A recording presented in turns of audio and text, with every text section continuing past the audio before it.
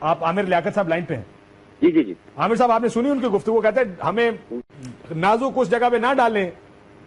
آپ کو بات سمجھ میں آ رہی ہے خالد صاحب؟ میں نے بالکل سنی.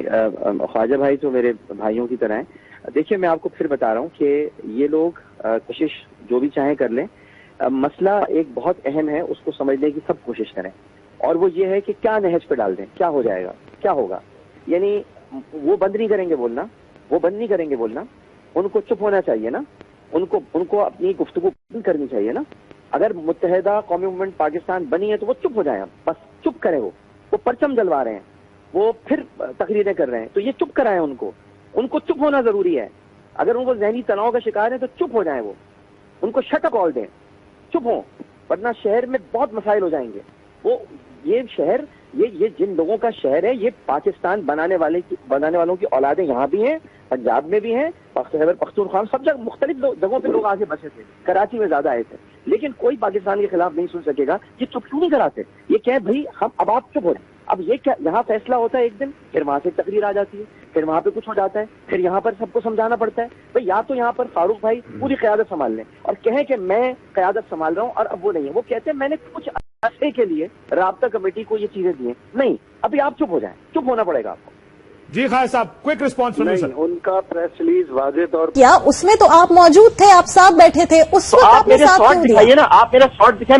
میں نے پہنچتے ہی کیا کہا ہے، میں نے پہنچتے یہ کہا ہے کہ مکمل لا تعلقی کا اعلان کریں. آپ میری اس وقت تصویر دکھا رہی ہیں، آپ میرے شارٹ دکھائیں پلیز، میرے شارٹ دکھائیں. میں نے نعرے لگائے فوراً پہنچتی پاکستان زندہ باد کے، اور فاروق بھائی نے مائک مشتری اور کہا یہ تو مجھے لگانے تھے. میں نے کہا پہلے لگانے چاہیے تھے، پہلے. تو آپ دکھائیں کہ کیا میں کہہ کیا رہا ہوں.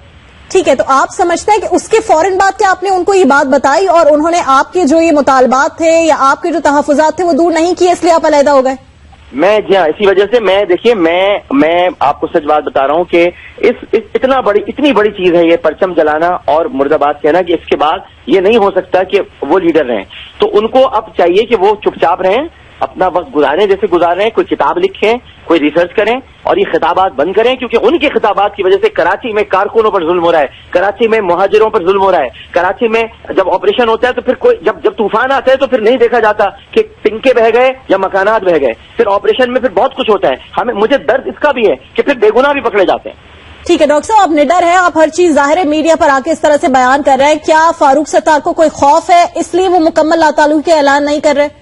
میرا ان سے دیکھیے کوئی رابطہ نہیں ہے، میں چھوڑ چکا ہوں ایم کے ایم، اور میں ان سے اب مگر کہتا ہوں کہ اگر آپ فاروق بھائی سنسیئر ہیں، یہ میسج میں فاروق بھائی آپ سے کہہ رہا ہوں، اگر آپ سنسیئر ہیں، اگر متحدہ قومی موومنٹ پاکستان سنسیئر ہے، وطن سے سنسیئر ہے، تو آج ابھی پریس کانفرنس کریں کہ پاکستان کی متحدہ قومی موومنٹ پاکستان نہیں، پاکستان ہی کی ہے. یہ نہیں کہ لندن کی الگ ہے، پاکستان کی الگ ہے، اور اس کے لیڈر آپ ہیں، اور الطاف حسین سے ہمارا کوئی تعلق. ٹھیک ہے، بہت شکریہ. ڈاکٹر عامر لیاقت حسین ہمارے ساتھ موجود تھے. بانی ایم کیو ایم کے پاکستان مخالف بیان کے بعد ایم کیو ایم سے انہوں نے استعفیٰ دیا، لیکن اب وہ کہہ رہے ہیں کہ انہیں قتل کی دھمکیاں مل رہی ہیں، ان نون نمبر سے انہیں قتل کی دھمکیاں مل رہی ہیں، اور اگر انہیں کچھ ہوا تو اس کے ذمہ دار